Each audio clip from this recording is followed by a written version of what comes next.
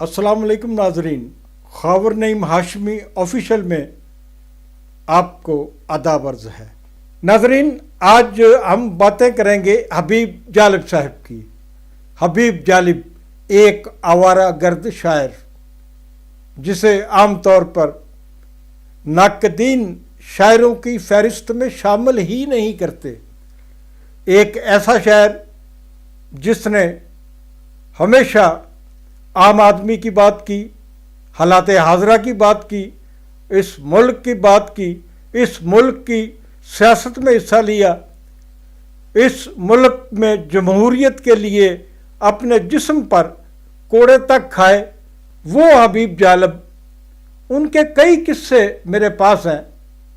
جالب صاحب بنیادی طور پر میرے والد صاحب کے دوست تھے، لیکن جب میں بڑا ہوا، جوان ہوا، شعبہ صحافت میں آیا تو میری بھی ان سے دوستی ہو گئی۔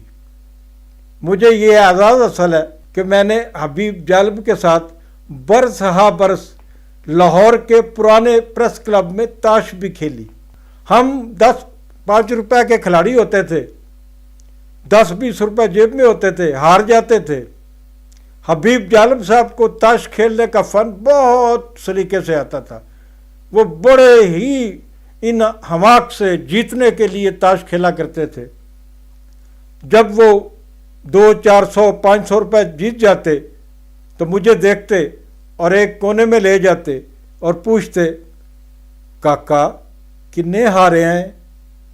میں اگر 10 روپے آ رہا ہوں یا 5 روپے آ رہا ہوں تو میں انہیں کہتا، چاچا جی میں 50 روپے ہار گیا ہوں۔ وہ 100 روپے جیب سے نکالتے، مجھے تھماتے اور لاہور پریس کلب کی سیڑھیاں اتر جاتے۔ حبیب جالب صاحب کی آج جو واقعہ میں آپ کو سنا رہا ہوں،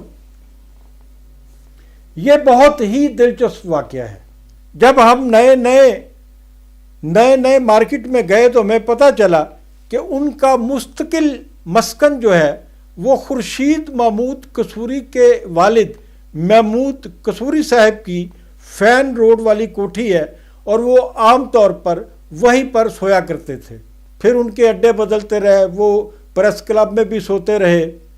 وہ آخری دنوں میں اداکار مصطفیٰ قریشی کے گھر بھی انہوں نے بہت راتیں گزاری، لیکن سب سے زیادہ وقت جو انہوں نے دیا وہ باری علیق کے صاحبزادے مسعود باری کے پرانی انارکلی والے گھر میں دیا۔ اب میں آتا ہوں اصل قصے کی طرف۔ حبیب جالب صاحب مسعود باری کے گھر جانے کے لیے جب چوک پرانی انارکلی پہنچتے تو وہاں سے وہ ان کے بغل میں ایک بستہ ہوتا تھا، یہ ان کی ایک مستقل نشانی تھی۔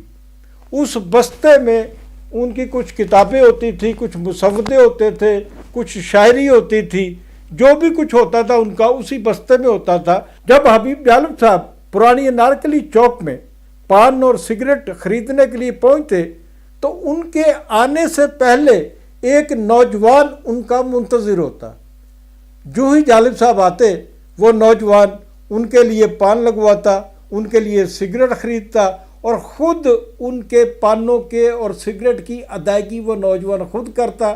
پھر حبیب جالب صاحب سے ان کا بیگ لے کے خود پکڑ لیتا، اور حبیب جالب صاحب کے ساتھ ساتھ چلتا ہوا وہ مسعود باری کا جو اڈا تھا، ڈیرا تھا، اس کی سیڑھیاں چڑھتا، اور سیڑھیاں چڑھنے کے بعد اس کو ایسے محسوس ہوتا کہ جیسے اس نے کوئی بہت بڑا قلعہ فتح کر لیا ہے اور بہت بڑا کارنامہ انجام دیا ہے کہ وہ خود حبیب جالب صاحب کو یہاں تک لے کر آیا ہے۔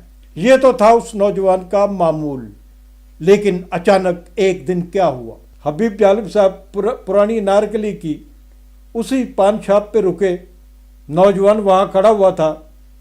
جالب صاحب نے اپنے لیے پان بنوائے، سگریٹ لیے، لیکن وہ نوجوان اپنی جگہ سے نہیں ہلا۔ اس نے حبیب جالب صاحب کو ویلکم نہیں کہا، اس نے حبیب جالب صاحب کے پانوں اور سگریٹ کے پیسے ادا نہیں کیے۔